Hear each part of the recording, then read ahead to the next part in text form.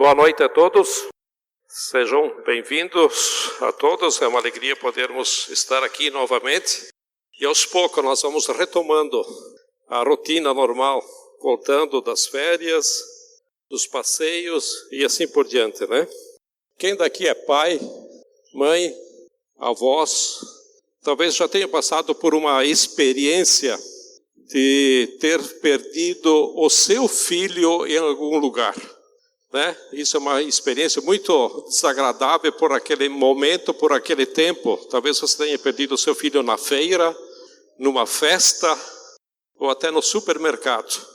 E se você fizer uma pesquisa no Brasil, né, são milhares de pais que perderam seus filhos e estão aguardando por alguma notícia dos mesmos, porque nem todos foram encontrados. Em torno de 10 a 15% das crianças, dos filhos, não são mais encontrados. Nós sabemos daquela história que ficou muito divulgada, que se tornou muito conhecida, daquela menininha inglesa que foi com os pais nas praias em Portugal, e ela está sumida até hoje, né? Simplesmente desapareceu. Então já imaginou os pais que nunca mais encontram o seu filho? E hoje eu quero ver com vocês uma história na Bíblia de alguém que perdeu o seu filho também. Por isso convido vocês a abrir a Bíblia em Lucas, Evangelho de Lucas, capítulo 2, versículo, nós vamos ler alguns versículos, a partir do 41. Lucas 2, 41, está aí na tela que não tem Bíblia, até os 52, que diz o seguinte, aí o título fala que o menino Jesus no templo, né? Então começa assim: todos os anos seus pais, Maria e José, né? Eles iam a Jerusalém para a festa da Páscoa. Então eles tinham uma festa, todos os anos eles participavam, assim como nós também fizemos a nossa festa da Páscoa, né? E quando ele completou 12 anos de idade, eles subiram à festa conforme o costume. Terminada a festa, voltando seus pais para casa, o menino Jesus ficou em Jerusalém sem que eles percebessem, sem que os pais percebessem, né? Pensando que ele estava entre os companheiros de viagem, caminharam o dia todo. Então começaram a procurá-lo entre os seus parentes e conhecidos. Não o encontrando, voltaram a Jerusalém para procurá-lo. Depois de 3 dias, o encontraram no templo, sentado entre os mestres, ouvindo-os e fazendo-lhes perguntas. Todos os que ouviam ficavam maravilhados com o seu entendimento e com suas respostas. Quando seus pais o viram, ficaram perplexos. Sua mãe lhe disse: filho, por que você fez isso? Seu pai e eu estávamos aflitos à sua procura. Ele perguntou: por que vocês estavam me procurando? Não sabiam que eu devia estar na casa de meu pai?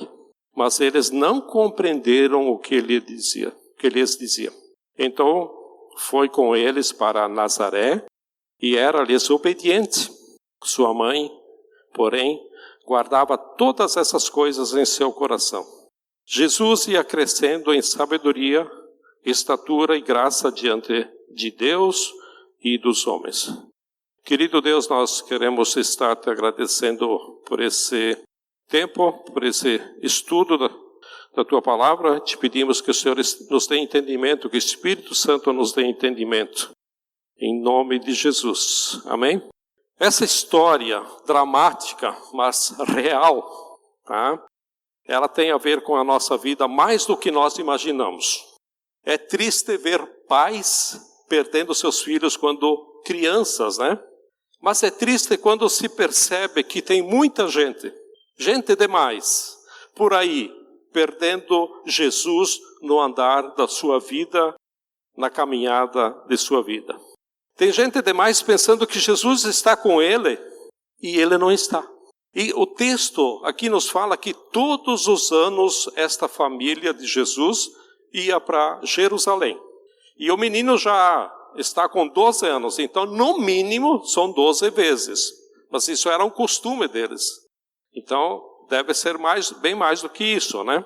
Mas o menino já fazia 12 vezes que ele fazia essa viagem. E quando se começa a pensar sobre pessoas que tiveram um encontro com Jesus, que Jesus nasceu na vida deles, começou a crescer, que Jesus começou a ser importante na vida deles, e de repente Jesus não está mais com eles.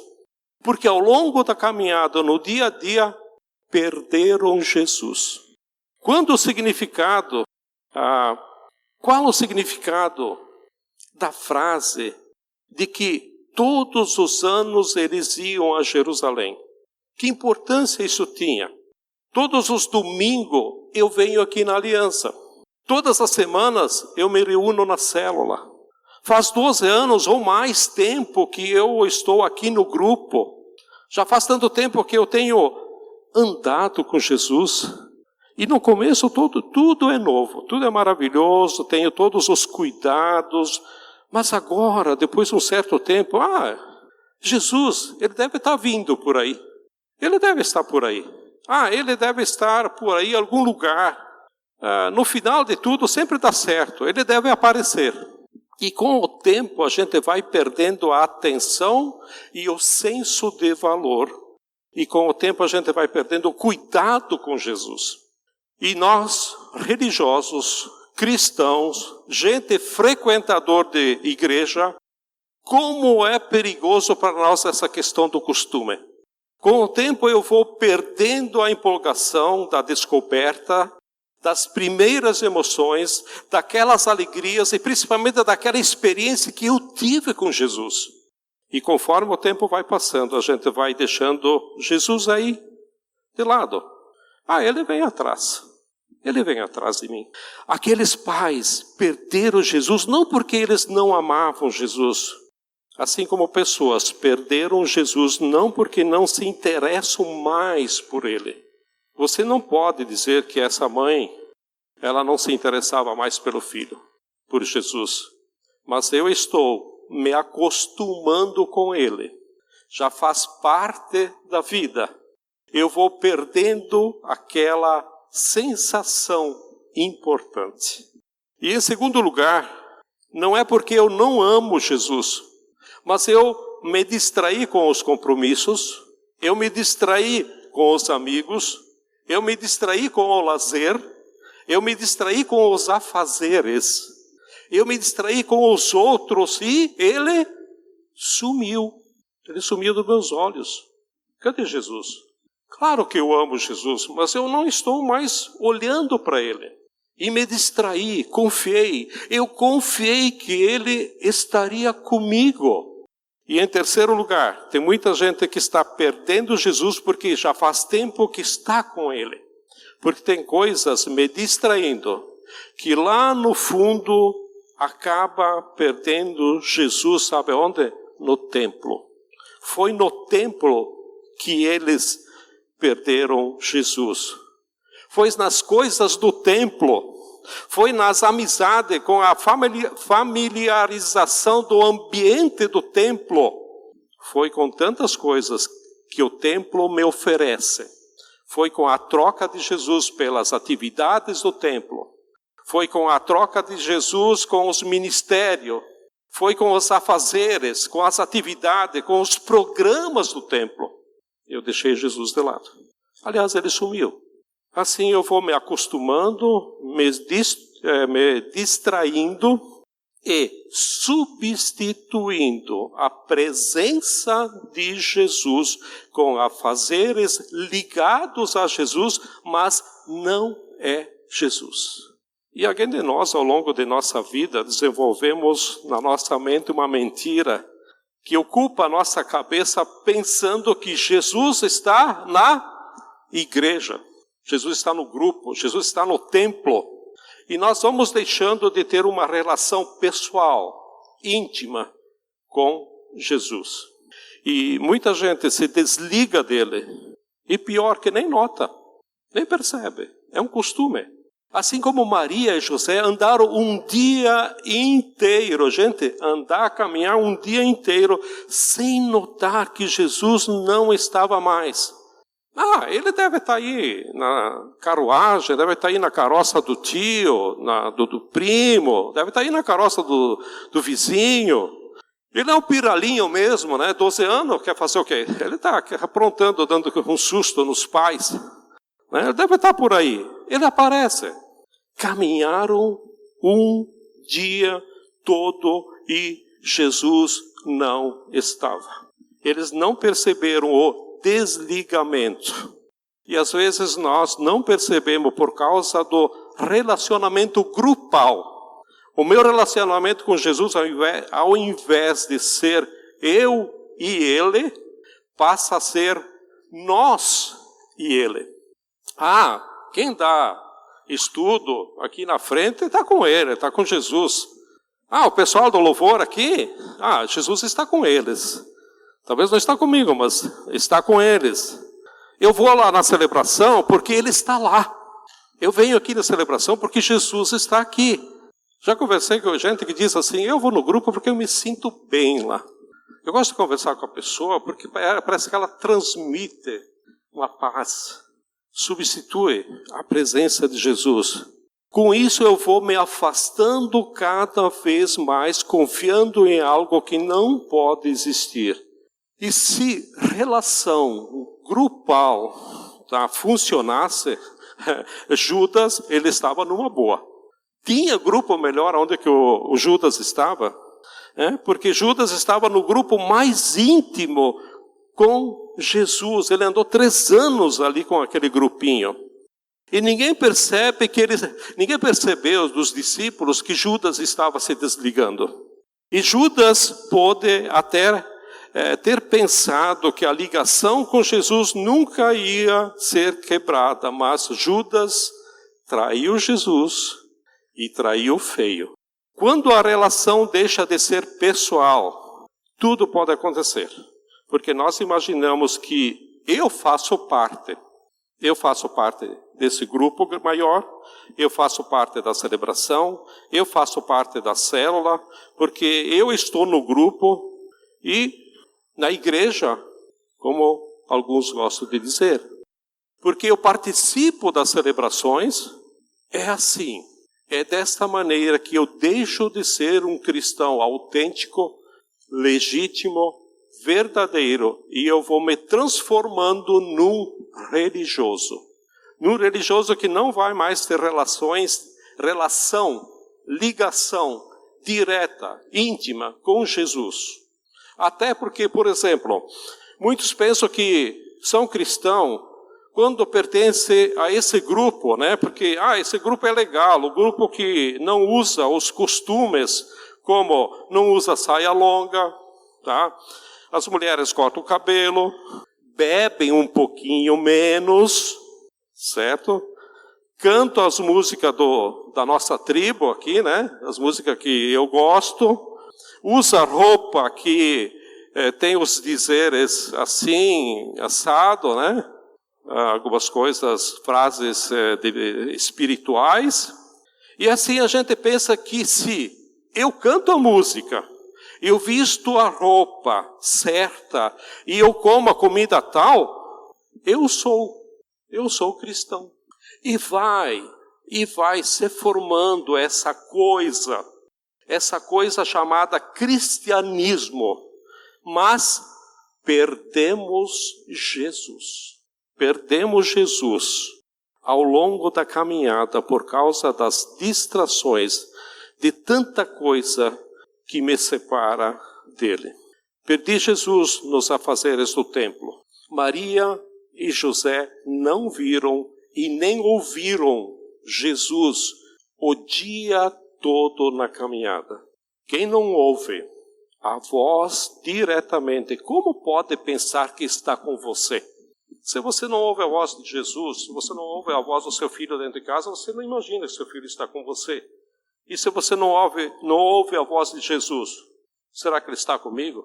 Se nós não conseguimos ver Jesus na nossa vida, na nossa casa, no nosso casamento, no nosso trabalho, tendo alguma marca de ser, como posso dizer que Jesus está em mim? Como posso dizer que está comigo se não tenho nenhuma semelhança com Ele? Não me fala nada, se não ouço a voz dEle. É muito fácil perder Jesus. E é muito fácil perder Jesus aqui dentro. Aqui dentro. Eles perderam Jesus. Eles perderam a comunhão, eles perderam o contato, não perceberam. Eles julgaram que Jesus estava no meio deles, como eu falei antes. Ele deve estar na carroça de alguém aí, né? Ele deve estar aí no meio. Aliás, eles andavam em grupos, né? Entre parentes, familiares, comunidade, para não serem assaltados nessa caminhada. Então ele deve estar por aí, ele aparece, é um piralhinho mesmo. Julgaram que Jesus estava no meio deles, mas na verdade, Jesus não estava. Abra sua Bíblia em Apocalipse, capítulo 3. Jesus, o anjo aqui, Jesus, né, ele usa o anjo, ele escreve uma carta à igreja de Laodiceia. São 7 igrejas, são 7 cartas. E olha o que ele escreve para essa igreja especificamente. Capítulo 3, do versículo 14 até o 22. 3, do 14 ao 22, carta à igreja de Laodiceia. O anjo da igreja em Laodiceia escreve: estas são as palavras do Amém, ou seja, estas são as palavras de Jesus, a testemunha fiel e verdadeira e soberano da criação de Deus. Conheço as suas obras. Sei que você não é frio nem quente. Melhor seria se você fosse frio ou quente. Assim, porque você é morno, não é frio nem quente, estou a ponto de vomitá-lo da minha boca. Eu vou lá no grupo de vez em quando. Eu vou quando estou legal, quando me sinto bem, quando tenho vontade, né? Quando estou, por exemplo, né? Você diz: estou rico, adquiri riquezas e não preciso de nada. Não reconhece, porém, que é miserável, digno de compaixão, pobre, cego e que está nu. Dou-lhe este conselho: compre de mim ouro refinado no fogo, e você se tornará rico.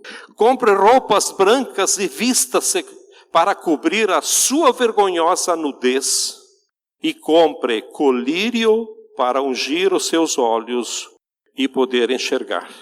Repreendo e disciplino aqueles que eu amo, por isso seja diligente, ou seja, cuidadoso, e arrependa-se.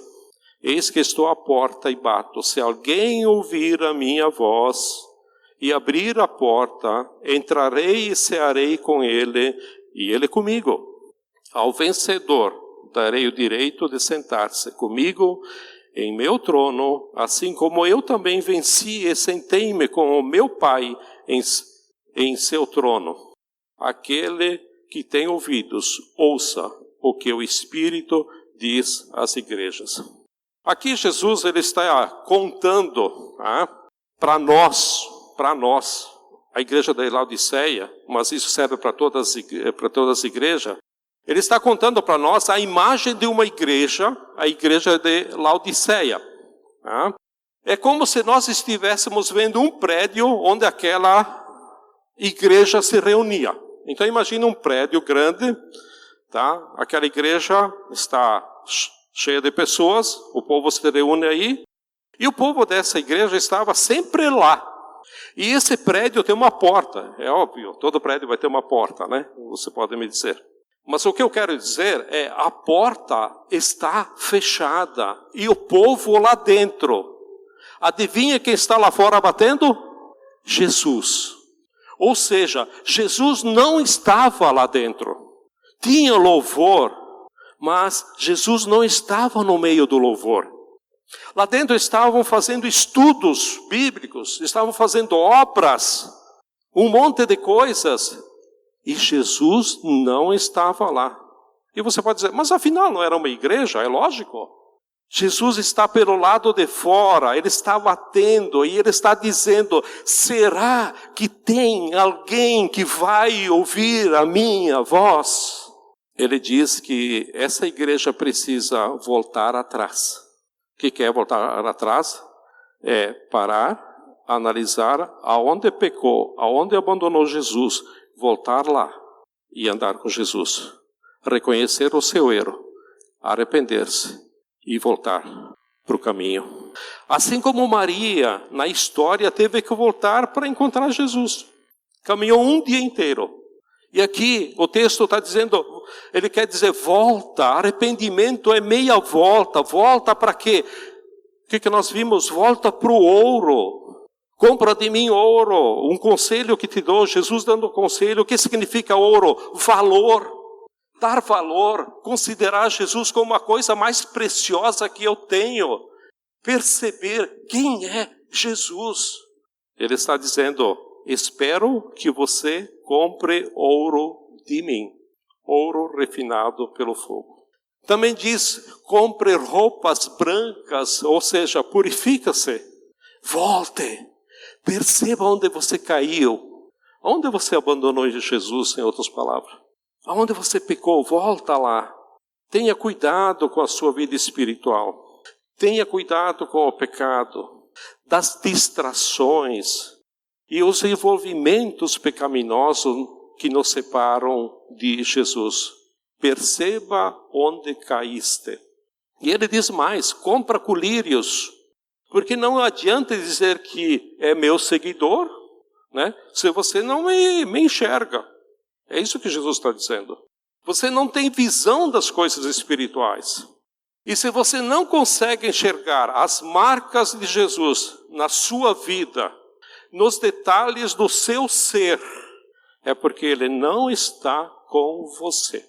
Se ele não está com você, você pode ser um grande enganado, pensando que ele está vindo atrás. E ele não está. Muitos de nós acreditam que um dia, porque um dia nós convidamos Jesus a ser Senhor e Salvador na nossa vida, que agora ele tem a obrigação de vir atrás de nós. Afinal, eu aceitei ele, agora é com ele. Muitos de nós têm vivido ou vive uma vida assim. Muitos de nós têm andado pelos caminhos doidos, fazendo o que a gente quer, e achamos que Jesus vem atrás catando os pedaços. Achamos que ele vem atrás limpando a sujeira que a gente faz. E lá no fundo, a gente pensa que Jesus vem atrás. Ele deve estar por aí, ele aparece. Jesus disse, quem permanecer em mim, esse é o meu discípulo. O que é permanecer? Qual é a nossa ligação? Estar ligado. Permanecer ligado é quando nós o seguimos, não é ele que segue a nós, é nós que seguimos a Jesus.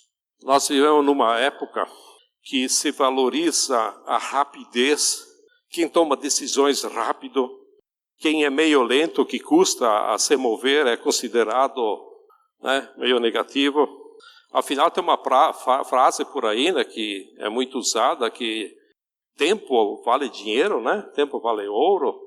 Então, tem isso que as pessoas usam, porque o bacana é o rapidão, Sai na frente, decide logo, vai fazendo, entra na primeira porta que abriu. Só que nós, ao convertermos, nós tornamos seguidores de Jesus e nós esquecemos disso. E ele diz, eu sou o caminho, ande, ele falou com os discípulos, ande, siga-me, Os discípulos, ele disse, eu farei, Jesus, eu farei. E o que nós fazemos? Eu faço, eu quero. Eu vou namorar fulana de tal, Eu vou orar. Mas no fundo, a oração não faz efeito nenhum. Eu acho engraçado que muita gente bota em oração, vou orar uma semana, um ano, um mês, 2, aí brigam da pauleira, ufa, lá uns anos, desculpem, mas a porcentagem de cristãos separados é tanto quanto os não cristãos. e oraram. Eu não sei que voz que ouviram de Jesus. Será que Jesus realmente fez parte dessa decisão? Eu vou orar pela minha empresa, mas eu que queria uma empresa, e vou pedir para Deus abençoar. Você orou para Deus, se você vai criar essa empresa, é a vontade dele? E assim por diante. E não foi o que aconteceu aqui. O texto nos diz, quando vemos que José e Maria procuram Jesus, por 3 dias, eles não tinham a menor ideia onde que Jesus estava.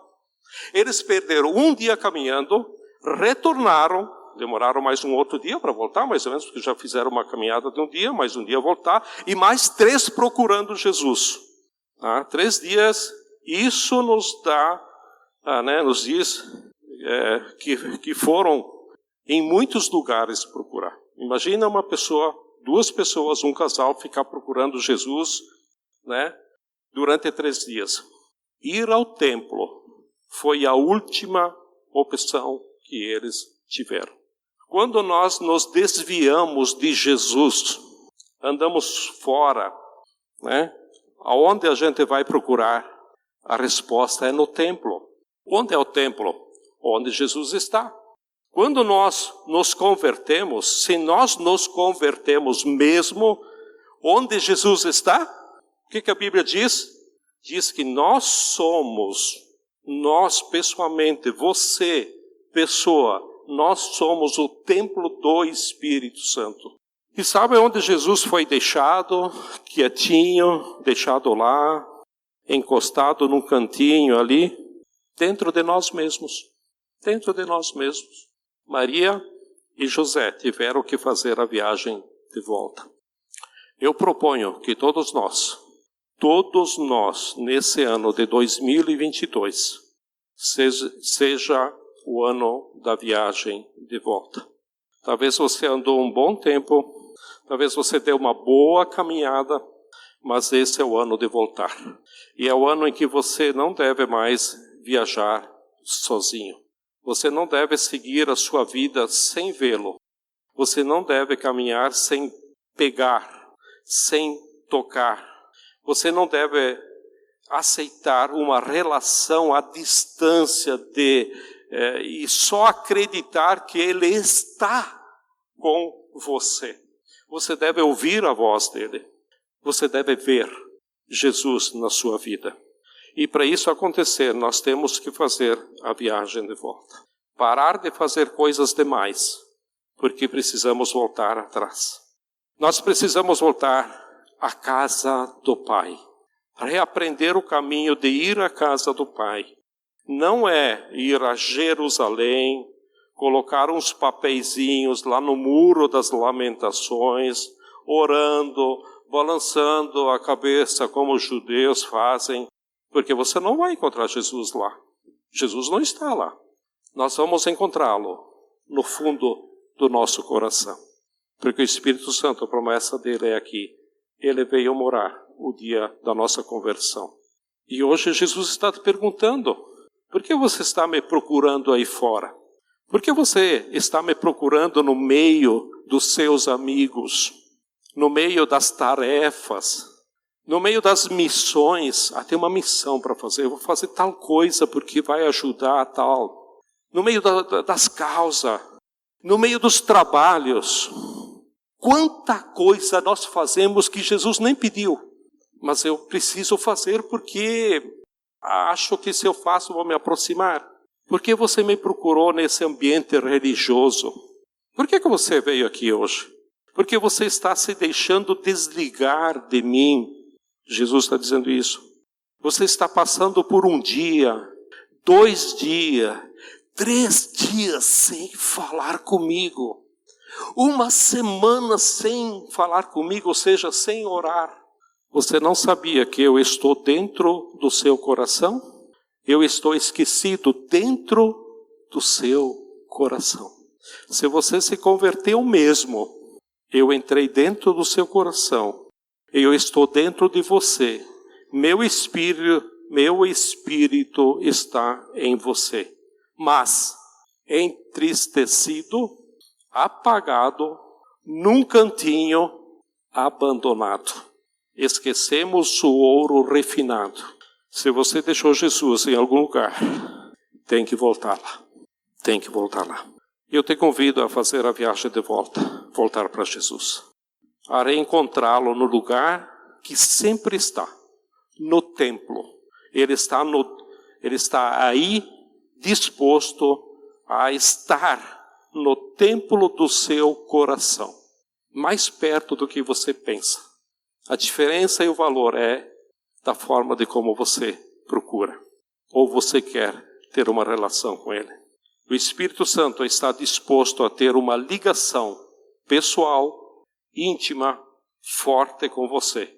Ou não ser nada também. Ele não vai ser um carregador de tranqueira. Ele não vai ser alguém dizendo, espera aí que eu vou pegar as coisas erradas que você faz, eu vou pegar os seus pecados. Você quer ir sem Jesus? Então vai. E lá na frente você vai descobrir que sem Jesus não dá para viajar. Você vai chegar no lugar errado. E ele diz, eu sou o caminho, a verdade e a vida. Ninguém vem, porque ele é o fim também. Por isso que ele diz, ninguém vem. Eu sou o caminho, eu sou a verdade e ninguém vem. Então ele é o caminho que leva a ele, sempre a ele, a ele. A Ele. E eu quero terminar lendo com vocês Isaías 52:12. Se você quer abrir sua Bíblia, seu celular, você não está aí na tela. É apenas um versículo. Começa assim: mas vocês não partirão o quê? Apressadamente. Talvez Maria perdeu Jesus, sabe por quê? Porque saiu correndo demais. A turma está indo. Vamos lá, vamos embora. Na pressa, nem viu que deixou Jesus para trás. E o Senhor diz, vocês não sairão apressadamente. Olha aqui para mim, certamente uma coisa tem chateado muito a Deus, tá? Sabe o que é? A nossa correria. Desacelera um pouco, mas desacelera para dar um tempo para Deus. Nessa corrida, nessa vida de 1 milhão de coisas para fazer, a vida apressada, você não está tendo tempo. Você está ocupado, ou melhor, você está ocupando sua vida, como eu, tá? Com um monte de coisas secundárias para deixar de lado o prioritário, o principal e o mais importante. Se alguma coisa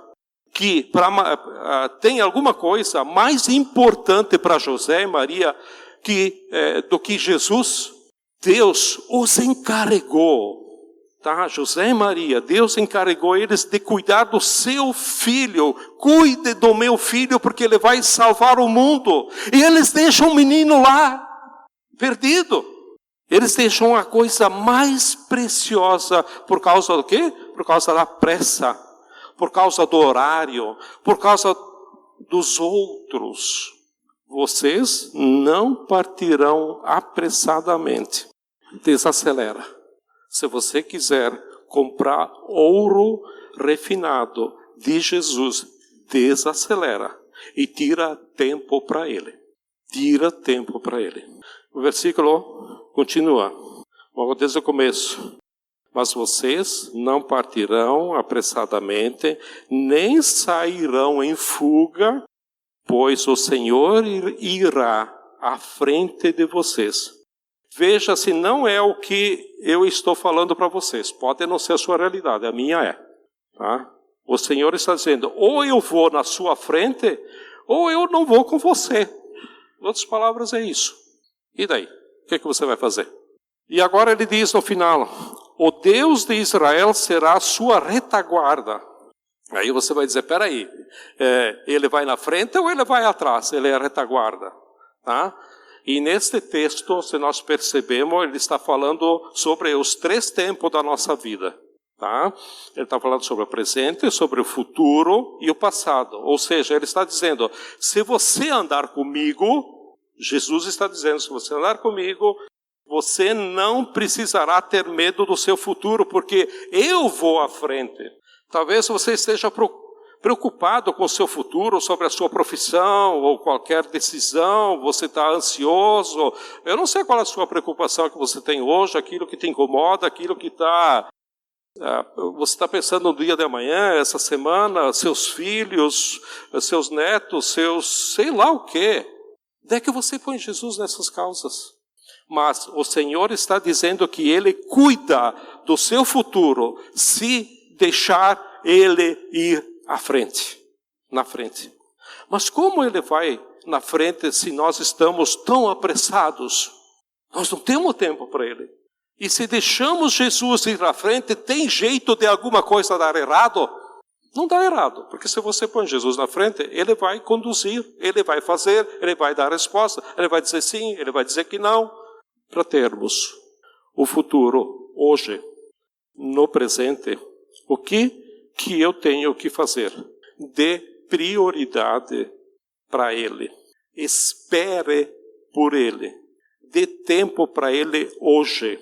Todo dia, todos os dias, dê tempo para Jesus. Porque se você der tempo para Ele, Ele promete que o seu futuro Ele vai cuidar. O seu futuro está garantido. Mas o passado, o que acontece quando Ele diz, eu serei a sua retaguarda? Ou seja, eu sou o guarda do seu passado. Muitos de nós não crescemos, não avançamos, porque coisas do passado não nos libertam. Como nós andamos presos em coisas do passado?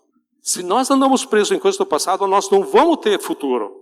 Porque fulano não me perdoa, porque eu não perdoei, porque ele disse isso, porque fez aquilo, porque aquela questão não sei o quê, por quê.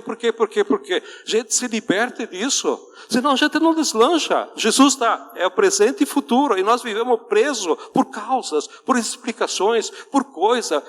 Tira isso dos ombros. Jesus disse que ele veio carregar nossos fardos.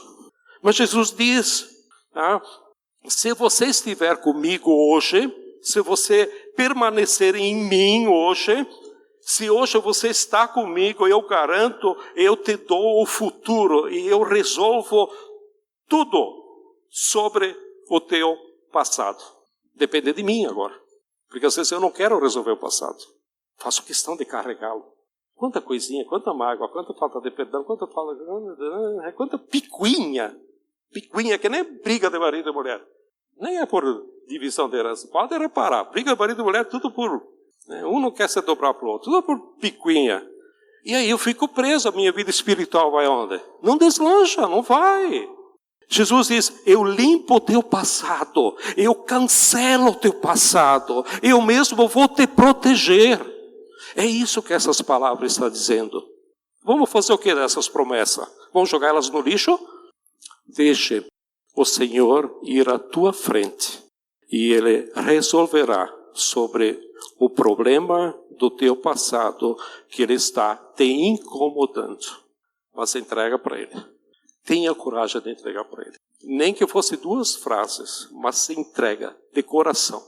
Às vezes nós temos o hábito de orar tempo. Não. Você tem que orar no sentido de que você coloca para Deus e você sente que aquilo desceu para o seu coração. Você sente uma paz, uma alegria, que Deus ouviu. E quando você colocou de coração que Deus ouviu, você não precisa mais orar. Fica tranquilo, só esperar a resposta. Porque Deus ouviu.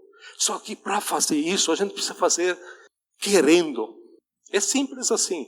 Querendo e fazendo com convicção. Tem às vezes lá no salão que... Tem às vezes alguma coisa que a gente está aí, eu e o Norino sozinho, eu pego, entro no banheiro, digo, Norino, se vier alguém bate na porta ali. E às vezes eu vou lá orar, lá no banheiro, quieto, sozinho. E às vezes, sabe que eu faço oração de quanto tempo? Às vezes é 2 frases. E Deus entendeu, eu entendi que Deus ouviu. Então isso é importante para nós.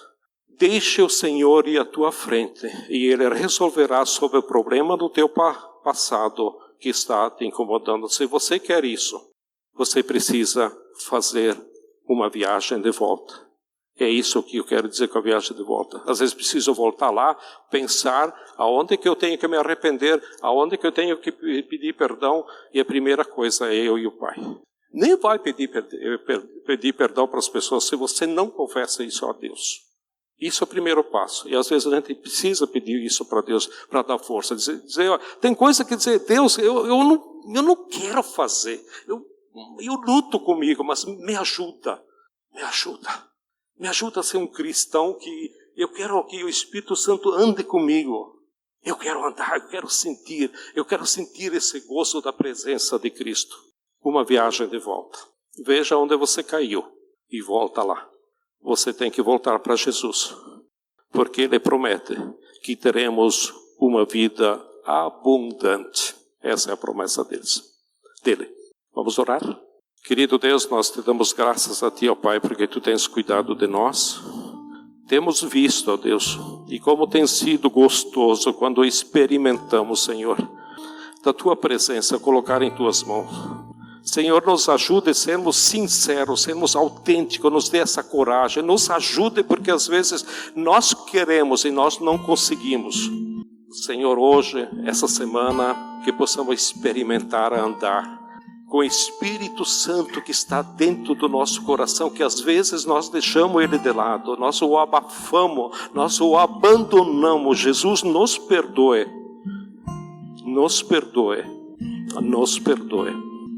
porque nós precisamos do Teu perdão. Te peço que nos abençoe, Pai, para experimentar essa maravilhosa presença, essa intimidade contigo, Senhor. Eu te peço por cada um que está aqui, te peço por aquelas pessoas que não vieram também, tenha misericórdia e alcança elas, abençoa elas também, em nome de Jesus, amém?